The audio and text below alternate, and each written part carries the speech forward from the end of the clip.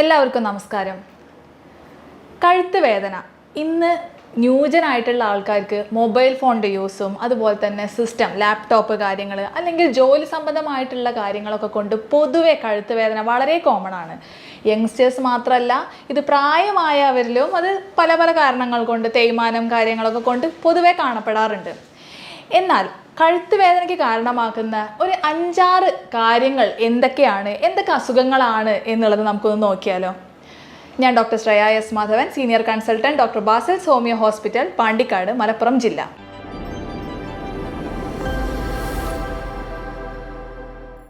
എല്ലാവർക്കും നമസ്കാരം. കഴുത്ത് വേദന ഇന്ന് ന്യൂജനായിട്ടുള്ള ആൾക്കാർക്ക് മൊബൈൽ ഫോണിൻ്റെ യൂസും അതുപോലെ തന്നെ സിസ്റ്റം, ലാപ്ടോപ്പ് കാര്യങ്ങൾ അല്ലെങ്കിൽ ജോലി സംബന്ധമായിട്ടുള്ള കാര്യങ്ങളൊക്കെ കൊണ്ട് പൊതുവെ കഴുത്ത് വേദന വളരെ കോമൺ ആണ്. യങ്സ്റ്റേഴ്സ് മാത്രമല്ല, ഇത് പ്രായമായവരിലും അത് പല പല കാരണങ്ങൾ കൊണ്ട്, തേയ്മാനം കാര്യങ്ങളൊക്കെ കൊണ്ട് പൊതുവെ കാണപ്പെടാറുണ്ട്. എന്നാൽ കഴുത്ത് വേദനയ്ക്ക് കാരണമാക്കുന്ന ഒരു 5-6 കാര്യങ്ങൾ എന്തൊക്കെയാണ്, എന്തൊക്കെ അസുഖങ്ങളാണ് എന്നുള്ളത് നമുക്കൊന്ന് നോക്കിയാലോ. ഞാൻ doctor Shreya S Madhavan, senior consultant, doctor Basil's homeo hospital, Pandikkad, Malappuram ജില്ല. Text neck syndrome. നിങ്ങൾക്കിത് പലപ്പോഴും പുതിയൊരു വേർഡായിരിക്കും, അല്ലെങ്കിൽ ഒരു പുതിയ അസുഖത്തിനെ പറ്റിയിട്ടാണ് എന്നാണ് നിങ്ങൾ വിചാരിക്കുന്നുണ്ടാവാം. പക്ഷേ വേർഡ് പുതിയതാണെന്നുണ്ടെങ്കിലും സംഭവമൊക്കെ നമുക്ക് വളരെ കോമൺ ആയിട്ട് അറിയുന്ന കാര്യം തന്നെയാണ്. ഈ അസുഖത്തിൻ്റെ പ്രത്യേകത അല്ലെങ്കിൽ ഇതെന്തുകൊണ്ടാണ് വന്നതെന്ന് വെച്ച് കഴിഞ്ഞാൽ, പൊതുവേ നമ്മളിൽ ഇന്നത്തെ ആൾക്കാരിൽ മൊബൈൽ ഫോണിൻ്റെ യൂസൊക്കെ വളരെ കോമൺ ആണ്. ഇത്തരത്തിൽ നമ്മുടെ പോസ്ചർ ചേഞ്ച് കാരണം ഉണ്ടാകുന്ന അസുഖത്തിനെയാണ് നമ്മൾ ടെക്സ്റ്റ് നെക്സ്റ്റ് സിൻഡ്രോം എന്ന പേരിൽ അറിയപ്പെടുന്നത്. ഇത്തരത്തിലുണ്ടാകുന്ന അസുഖത്തിനുണ്ടാകുന്ന ലക്ഷണങ്ങൾ എന്തൊക്കെയാണെന്ന് നോക്കിക്കഴിഞ്ഞാൽ, മെയിനായിട്ട് തന്നെ കഴുത്ത് വേദന. ആ വേദന പലപ്പോഴും അത് ഷോൾഡറിലോട്ട് നീങ്ങി കൈയിൻ്റെ ഭാഗത്തേക്കൊക്കെ ആ പെയിൻ വരുന്നതായിട്ട് കാണാറുണ്ട്. അതുപോലെ തന്നെ ചിലർക്ക് തലവേദന, ഒരു മൈഗ്രെയിൻ പോലെ ഉണ്ടാകുന്ന തലവേദന കാണാറുണ്ട്. തലയുടെ ബാക്ക് സൈഡിൽ, നമ്മൾ ഓക്സിപിറ്റ് എന്ന് പറയും, ബാക്ക് സൈഡിൽ ഉണ്ടാകുന്ന വേദനയിലോട്ട് നീങ്ങാറുണ്ട്. അപ്പോൾ നമ്മൾ ഇതിൽ മെയിനായിട്ട് ശ്രദ്ധിക്കേണ്ട കാര്യം എന്താണെന്ന് വെച്ച് കഴിഞ്ഞാൽ, നമ്മുടെ പോസ്ചർ കറക്റ്റ് ചെയ്യുക എന്നുള്ളത്. എങ്ങനെയാണ് നമുക്ക് പോസ്ചർ കറക്റ്റ് ചെയ്യുക? നമ്മളൊന്ന് ശ്രദ്ധിച്ചു കഴിഞ്ഞാൽ അറിയാം, നമ്മളെപ്പോഴും എല്ലാവരും ഫോൺ എങ്ങനെ യൂസ് ചെയ്യുന്നുണ്ടായിരിക്കുക. ഈ ഒരു ആംഗിളിൽ അല്ലെങ്കിൽ ഇങ്ങനെ നമ്മൾ നോക്കിക്കഴിഞ്ഞാൽ തന്നെ അറിയാം, നമ്മൾ ഒരുപാട് വെയിറ്റ് നമ്മൾ ഫ്രണ്ട് പോർഷനിലോട്ട് താങ്ങി നിൽക്കുന്നുണ്ട്. ഈ ഒരു ആംഗിൾ ആണെന്നുണ്ടെങ്കിൽ ആ ഒരു വെയിറ്റ് താങ്ങുന്നത് നമുക്ക് തന്നെ കുറയുന്നതായിട്ട് ഫീൽ ചെയ്യാറുണ്ട്. എപ്പോഴും ഫോൺ യൂസ് ചെയ്യാൻ അല്ലെങ്കിൽ ഫോൺ യൂസ് ചെയ്യേണ്ട രീതി എങ്ങനെയാണെന്ന് വെച്ച് കഴിഞ്ഞാൽ, നമ്മുടെ ഐ ടു ഐ കോണ്ടാക്റ്റ് അല്ലെങ്കിൽ കണ്ണ് നേരെ സ്ക്രീനിലോട്ട് വരുന്ന രീതിയിലാണ് ഫോൺ എപ്പോഴും യൂസ് ചെയ്യാൻ ഏറ്റവും ഉചിതമായത്. ഈ ആംഗിൾ കുറയുന്നതിനനുസരിച്ചിട്ട് ഗ്രാവിറ്റേഷണൽ ഫോഴ്സ് കാരണം നമ്മുടെ ഫോർ ഹെഡിലോട്ട് വരുന്ന വെയിറ്റ് പലപ്പോഴും താങ്ങുന്നത് നമ്മുടെ കഴുത്താണ്. ഇത് പലപ്പോഴും സ്ട്രെയിനിന് കാരണമാക്കുകയും ഇതിനെ തുടർന്നിട്ട് കഴുത്തിനുണ്ടാകുന്ന സ്റ്റിഫ്നെസ്, കഴുത്തിനുണ്ടാകുന്ന പെയിന്, ഇതൊക്കെ ഈ ടെക്സ്റ്റ് നെക്സ്റ്റ് സിൻഡ്രോം എന്ന് പറയുന്ന കണ്ടീഷനിൽ വരുന്ന കാര്യങ്ങളാണ്. അപ്പോൾ ഇതിന് നമുക്ക് ചെയ്യേണ്ട എക്സസൈസുകൾ ഞാൻ വഴിയെ പറയാം. നെക്സ്റ്റ് വൺ നമ്മൾക്കൊന്ന് നോക്കിക്കഴിഞ്ഞാൽ നമുക്ക് എല്ലാവർക്കും കോമൺ ആയിട്ട് കാണുന്ന കാര്യം തന്നെയാണ് സെർവൈക്കൽ സ്പോണ്ടൈലോസിസ് എന്ന് പറയുന്ന കണ്ടീഷൻ. ഇത് വരുന്ന സമയത്ത് എന്താണ്, ഈ 2 എല്ലുകൾ തമ്മിലുണ്ടാകുന്ന ഗ്യാപ്പിലുണ്ടാകുന്ന പല പല തകരാറുകൾ, തേയ്മാനം കാര്യങ്ങളൊക്കെ ഇതേപോലെ തന്നെ വരാറുണ്ട്. ഇത് വരാനുള്ള അല്ലെങ്കിൽ സ്പോണ്ടൈലോസിസ് വരാനുള്ള കാരണങ്ങളും ഇതൊക്കെ തന്നെയാണ്. നമ്മുടെ പോസ്ചർ കറക്റ്റ് ആവാത്തത്, അല്ലെങ്കിൽ കൂടുതലായിട്ട് വരുന്ന സ്ട്രെയിന് കാര്യങ്ങൾ, പിന്നെ കിടക്കുന്ന പൊസിഷൻ കറക്റ്റ് ആവാത്തത്, ഇതെല്ലാം സ്പോണ്ടൈലോസിസിനും കാരണമാകുന്നുണ്ട്.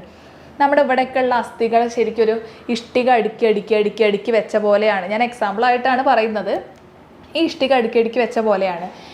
ഇതിലൂടെ ഇപ്പോൾ ഒരു ഹോൾ ഇട്ടിട്ട് ഒരു പൈപ്പ് ലൈനും കൂടെ പോകുന്നുണ്ട് എന്ന് വിചാരിക്കുക. ഈ ഇഷ്ടികകൾ അങ്ങോട്ടും ഇങ്ങോട്ടും ഒന്ന് ചേഞ്ച് ചെയ്ത് കഴിഞ്ഞാൽ ഈ വെള്ളം പോകുന്നതിൻ്റെ അളവ് കുറയും. ചിലപ്പോൾ ആ വെള്ളം പോകുന്നത് ഇല്ലാതായി മാറാം. അങ്ങനെയൊക്കെ സംഭവിക്കാറുണ്ട്. ഇതേപോലെ തന്നെ കഴുത്തിൻ്റെ ബാക്ക് സൈഡിലും സംഭവിച്ചെന്ന് വരാം. ഇത്തരത്തിലുണ്ടാകുന്ന കണ്ടീഷനെയാണ് നമ്മൾ സെർവൈക്കൽ റാഡിക്കുലോപ്പതി എന്ന് പറയുന്നത്. അതായത് നെർവ് കണ്ടക്ഷനിലുണ്ടാകുന്ന തകരാറുകൾ. എന്തുകൊണ്ടാണ് വരുന്നത്?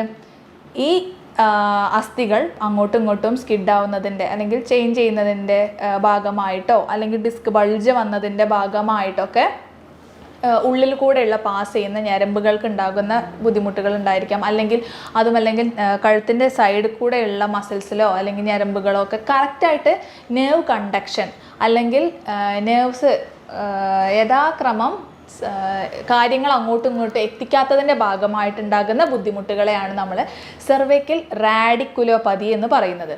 അപ്പോൾ നമ്മൾ നെക്സ്റ്റ് സിൻഡ്രോം എന്താണെന്നുള്ളത് മനസ്സിലാക്കി, സ്പോണ്ടൈലോസിസ് പറഞ്ഞു, അതുപോലെ തന്നെ സെർവൈക്കൽ റാഡിക്കുലോപ്പതി എന്ന് പറയുന്ന കണ്ടീഷനും എന്താണെന്നുള്ളത് നമ്മൾ നോട്ട് ചെയ്തു. ഇനി എന്തുകൊണ്ടൊക്കെ കഴുത്ത് വേദനകൾ വരാൻ സാഹചര്യം ഉണ്ടാവാറുണ്ട്? എന്തെങ്കിലും ഇഞ്ചുറി വന്നതിൻ്റെ ഭാഗമായിട്ട്, എന്തെങ്കിലും ആക്സിഡൻസ് കാര്യങ്ങളോ അല്ലെങ്കിൽ ഓവറായിട്ട് വെയിറ്റ് എടുത്തതിൻ്റെ ഭാഗമായിട്ടുണ്ടാകുന്ന ഇഞ്ചുറിയോ, അങ്ങനെ എന്തും ആവാം. ആൾക്കാരെ സംബന്ധിച്ചിടത്തോളം എന്ത് തരത്തിലുള്ള ഇഞ്ചുറി വന്നതിൻ്റെ ഭാഗമായിട്ടും ഇതുപോലെ നെക്ക് പെയിന് കാര്യങ്ങൾ വരുന്നതായിട്ട് കാണാറുണ്ട്. ഇതിൻ്റെ മെയിനായിട്ടുള്ള ലക്ഷണങ്ങൾ എന്തൊക്കെയാണെന്ന് നോക്കിക്കഴിഞ്ഞാൽ, കഴുത്തിനുണ്ടാകുന്ന സ്റ്റിഫ്നെസ്, പലപ്പോഴും ചില മൂമെൻറ്റ്സ് കാര്യങ്ങളൊക്കെ അവർക്ക് റെസ്ട്രിക്റ്റഡ് ആയിരിക്കും. ചിലപ്പോൾ രാവിലെ എഴുന്നേൽക്കുന്നത് തന്നെ കഴുത്ത് വേദനയായിരിക്കും. ആ കഴുത്ത് വേദനയൊക്കെ പ്രധാനമായിട്ട് നമ്മൾ കിടക്കുന്ന പോസ്ചർ കറക്റ്റ് ചെയ്താൽ തന്നെ ഒരുവിധം മാറിക്കിട്ടാറുണ്ട്. പിന്നെ പലപ്പോഴും ആ വേദന കഴുത്തിൻ്റെ ഈ ഭാഗത്ത് നിന്ന് മെല്ലെ ഷോൾഡറിലോട്ട് ഇറങ്ങുന്നതായിട്ട് കാണും. ഷോൾഡറിൽ നിന്നും അത് ഒരു എൻ്റെയർ കൈ വരെ വേദന ആയിട്ട് വരുന്ന പേഷ്യൻസ് നമുക്ക് ഒ പിയിൽ ഉണ്ടാവാറുണ്ട്. ഒരു സൈഡ് ഫുള്ള് പെയിനാണ്, ഇനി ഞാൻ എന്താണ് ചെയ്യേണ്ടത് എന്നുള്ളതൊക്കെ ചോദിക്കുന്ന ആൾക്കാർ വരെ ഉണ്ടാവാറുണ്ട്. അപ്പോൾ ഇതൊക്കെ കഴുത്ത് വേദനയ്ക്ക് കാരണമാക്കുന്നതാണ്. പക്ഷെ നമുക്കിതെല്ലാം വിചാരിച്ചിട്ട് നമ്മുടെ ജോലിയോ അല്ലെങ്കിൽ പ്രൊഫഷനോ അതിനനുസരിച്ചിട്ട് മാറ്റാനോ അല്ലെങ്കിൽ ചേഞ്ച് ചെയ്യാനോ ഒന്നും പറ്റുന്ന സാഹചര്യമല്ല. അപ്പോൾ എങ്ങനത്തെ ആൾക്കാർക്കൊക്കെയാണ് ഇത് കൂടുതലായിട്ട് വരാറുള്ളത് നോക്കിക്കഴിഞ്ഞാൽ, IT പ്രൊഫഷനിലുള്ള ആൾക്കാർക്ക് അവരുടെ പോസ്ചർ കറക്റ്റ് ആവാത്തതിൻ്റെ ഭാഗമായിട്ട് വരാറുണ്ട്. പലപ്പോഴും ലാപ്ടോപ്പ് അവർ പല രീതിയിൽ പല പൊസിഷനിലൊക്കെ കറക്റ്റ് ആവാത്ത ആംഗിളിലായിരിക്കും ഇരിക്കുന്നത്. അപ്പോൾ എന്താ ചെയ്യേണ്ടതെന്ന് വെച്ച് കഴിഞ്ഞാൽ, പലപ്പോഴും ഒന്നെങ്കിൽ എഴുന്നേറ്റ് നിന്നതിന് ശേഷം ലാപ്ടോപ്പ് യൂസ് ചെയ്യാൻ വേണ്ടിയിട്ട് ശ്രദ്ധിക്കുക. പിന്നെ നമ്മളിരിക്കുന്ന ടേബിളും ചെയറും ലാപ്ടോപ്പും തമ്മിലുള്ള ആംഗിൾ കറക്റ്റാക്കി വെക്കുക. ഇതൊക്കെയാണ് നമ്മൾ കമ്പ്യൂട്ടർ അല്ലെങ്കിൽ അക്കൗണ്ടിങ് ഒക്കെ ചെയ്യുന്ന ആൾക്കാർ ശ്രദ്ധിക്കേണ്ട കാര്യങ്ങൾ. പിന്നെ പലപ്പോഴും സ്റ്റിച്ചിങ് ചെയ്യുന്ന ആൾക്കാർക്ക് അവരെ പോസ്ചർ കറക്റ്റ് ആവാത്തതിൻ്റെ ഭാഗമായിട്ട് ഒരുപാട് കഴുത്ത് വേദനയുള്ള പേഷ്യൻസ് വരാറുണ്ട്. അതെന്താണെന്ന് വെച്ച് കഴിഞ്ഞാൽ, സ്റ്റിച്ചിങ് നമ്മൾ നോക്കിക്കഴിഞ്ഞാൽ അവർ ഒരു കൂനിൽ വന്നിട്ടാണ് പലപ്പോഴും അവരിരുന്ന് സ്റ്റിച്ച് ചെയ്യാറുള്ളത്. അങ്ങനെ ഒരിക്കലും ചെയ്യരുത്. അതും കണ്ടിന്യൂസ് ആയിട്ട് അരമണിക്കൂറൊക്കെ ഒരേ പോസ്റ്ററിൽ ഇരിക്കുന്ന രീതി എപ്പോഴും ഒഴിവാക്കണം. എപ്പോഴും ഒന്ന് നിവർന്നിരുന്നിട്ട് ഒന്ന് സ്ട്രെച്ച് ചെയ്യാൻ ശ്രദ്ധിക്കുക. കാര്യങ്ങളൊക്കെ ചെയ്യുന്നത് സ്റ്റിച്ചിങ് ചെയ്യുന്ന ആൾക്കാർ ചെയ്യേണ്ട കാര്യങ്ങളാണ്. പിന്നെ ഡ്രൈവിങ് ചെയ്യുന്ന ആൾക്കാർ എന്താണെന്ന് വെച്ച് കഴിഞ്ഞാൽ, അവരുടെ സീറ്റും നമ്മുടെ ഡ്രൈവിംഗ് ഹോൾഡ് ചെയ്യുന്ന ഭാഗവും എപ്പോഴും ഒരു പരിധി വരെ കറക്റ്റായിട്ടുള്ള പൊസിഷൻ കീപ്പ് ചെയ്തിട്ട് വേണം ചെയ്യാൻ വേണ്ടിയിട്ട്. അതുമല്ലാതെ ഒരുപാട് ഗട്ടറുള്ള റോഡുകളിലോ അല്ലെങ്കിൽ കൂടുതൽ നേരം സ്കൂട്ടി ഉപയോഗിക്കുന്ന ആൾക്കാർക്കൊക്കെ ഇതുപോലെ തന്നെ കഴുത്ത് വേദന കാണാറുണ്ട്. ഈ ജർക്കിങ് കാരണം നമ്മുടെ കഴുത്തിലോട്ടുള്ള മസിൽസിനും അതുപോലെ തന്നെ അവിടെയുള്ള ബോൺസ് കാര്യങ്ങൾക്കൊക്കെ തേയ്മാനം, അതുപോലെ തന്നെ കൂടുതൽ സ്ട്രെയിൻ വരുന്നതിൻ്റെ ഭാഗമായിട്ട് ബുദ്ധിമുട്ടുകൾ കാണാറുണ്ട്. അപ്പോൾ കൂടുതൽ ലോങ് ഡ്രൈവൊക്കെ പോകുന്ന ആൾക്കാരാണെന്നുണ്ടെങ്കിൽ എപ്പോഴും ഒരു ബ്രേക്ക് എടുത്ത് ഒന്ന് മസിൽസ് എല്ലാം ഒന്ന് സ്ട്രെച്ച് ചെയ്തതിന് ശേഷം കണ്ടിന്യൂസ് ആയിട്ട് ഉപയോഗിക്കുക. പിന്നെ ഹെൽമെറ്റ് നമ്മൾ ശ്രദ്ധിക്കേണ്ട വളരെ ഇമ്പോർട്ടൻ്റ് ആയിട്ടുള്ള ഒന്നാണ്. പലപ്പോഴും നമ്മൾ വില കുറഞ്ഞ ഹെൽമെറ്റുകൾ യൂസ് ചെയ്യും. പക്ഷേ ആ ഹെൽമെറ്റുകൾ കൂടുതൽ തലയ്ക്ക് വെയിറ്റ് കാര്യങ്ങൾ കൊടുക്കുന്നുണ്ടെങ്കിൽ ഒന്ന് ആലോചിച്ച് നോക്കൂ. നമ്മൾ ഒരുപാട് നേരം ബൈക്ക് ഡ്രൈവ് ചെയ്യുന്നുണ്ട്, അതിൻ്റെ കൂടെ ഒരു വെയിറ്റുള്ള സാധനം കൂടിയാണ് നമ്മൾ തലയിൽ വെച്ച് നടക്കുന്നത്. അപ്പോൾ എത്രത്തോളം നമ്മുടെ കഴുത്തിന് സ്ട്രെയിൻ ആയിരിക്കും എന്നുള്ളത് നമ്മളൊന്ന് ആലോചിച്ച് കഴിഞ്ഞാൽ തന്നെ മനസ്സിലാവും. അപ്പോൾ എപ്പോഴും വെയിറ്റ് നമുക്ക് താങ്ങാവുന്ന രീതിയിൽ ഒരു മിനിമം വെയിറ്റ് കീപ്പ് ചെയ്തിട്ടുള്ള ഹെൽമെറ്റ് കാര്യങ്ങൾ, ഗുഡ് ക്വാളിറ്റി ഉള്ള ഹെൽമെറ്റ് യൂസ് ചെയ്യുക. പിന്നെ ഞാൻ നേരത്തെ പറഞ്ഞ പോലെ ഡ്രൈവ് ചെയ്യുന്ന സമയത്തും ഒരുപാട് ലോങ് ഡ്രൈവ് ചെയ്യുന്ന ആൾക്കാരാണെന്നുണ്ടെങ്കിൽ ബ്രേക്ക് എടുത്ത് ഡ്രൈവ് ചെയ്യുക. ഇതൊക്കെ നമ്മൾ മാനേജ്മെൻറ്റ് കാര്യങ്ങളാണ് ചെയ്യുന്നത്. ഇനി നമുക്കിതിൻ്റെ എക്സസൈസ് കാര്യങ്ങൾ എന്തൊക്കെയാണെന്നുള്ളത് നോക്കാം. ഇപ്പം നമുക്ക് സ്ക്രീനിൽ കാണാം എങ്ങനെയൊക്കെയാണ് അത് ചെയ്യേണ്ടത് എന്നുള്ളത്. അതുപോലെ ഒന്ന് ഫോളോ ചെയ്യാൻ വേണ്ടിയിട്ട് നോക്കാം. ഒരു വൈറ്റ് ടവൽ അല്ലെങ്കിൽ ഒരു കട്ടിയുള്ള ടവൽ എടുത്തിട്ട് നന്നായിട്ട് മുന്നോട്ട് ഒരു 5 സെക്കൻഡ് വലിച്ചു വെക്കുക. അതേപോലെ തന്നെ സാവധാനം മെല്ലെ പൊക്കിയതിന് ശേഷം ഒരു 5 സെക്കൻഡ് ഹോൾഡ് ചെയ്ത് വെക്കുക. വീണ്ടും നോർമൽ സ്ട്രെയിറ്റ് ആയിട്ട് വലിച്ച് ഒരു 5 സെക്കൻഡ് പിടിക്കുക.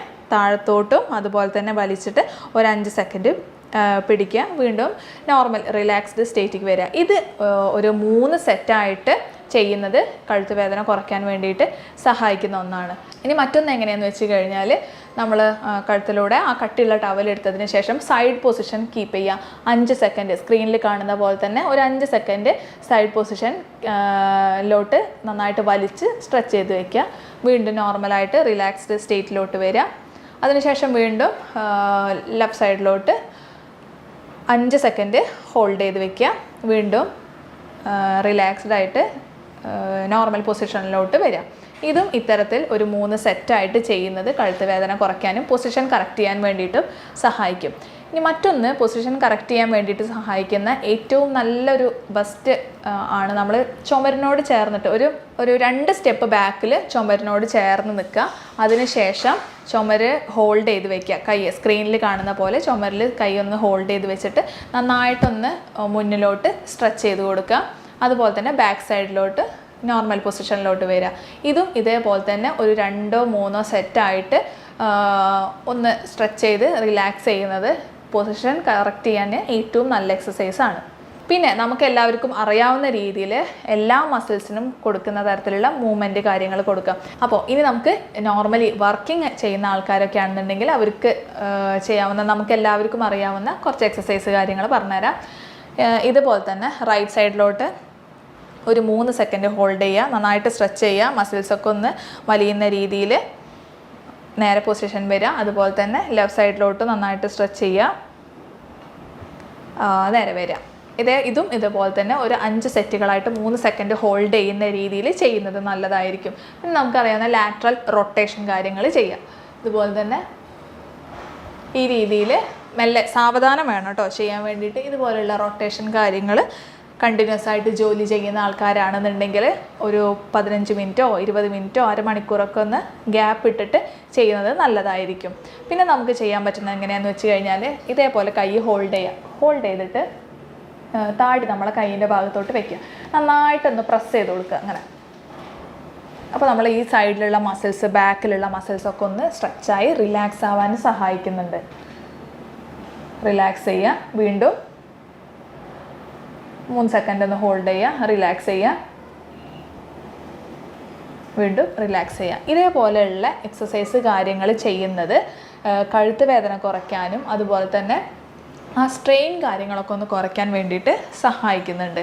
പിന്നെ നമ്മൾ കറക്റ്റായിട്ട് ശ്രദ്ധിക്കേണ്ടത് കിടക്കുന്ന പൊസിഷനാണ്. പലപ്പോഴും എല്ലാവരും വിചാരിക്കുക പ്ലെയിൻ ആയിട്ടുള്ള ഫ്ലോറിൽ തലയണ ഇല്ലാതെയാണ് കിടക്കേണ്ടത് എന്നാണ്. പക്ഷെ അങ്ങനെയല്ല വേണ്ടത്. എന്നാൽ തലയണ ഒരുപാട് ഉയർലെ ആവാനും പാടില്ല. നമ്മൾ കിടക്കുകയാണെന്നുണ്ടെങ്കിൽ ആ പൊസിഷനിൽ നമ്മൾ ബോഡിയും തലയും ഒരേ ആംഗിളിൽ വരത്തക്ക രീതിയിൽ വരുന്ന ആ ഒരു പതിഞ്ഞ രീതിയിലുള്ള തലയണ വേണം, അല്ലെങ്കിൽ പില്ലോ വേണം ഉപയോഗിക്കാൻ വേണ്ടിയിട്ട്.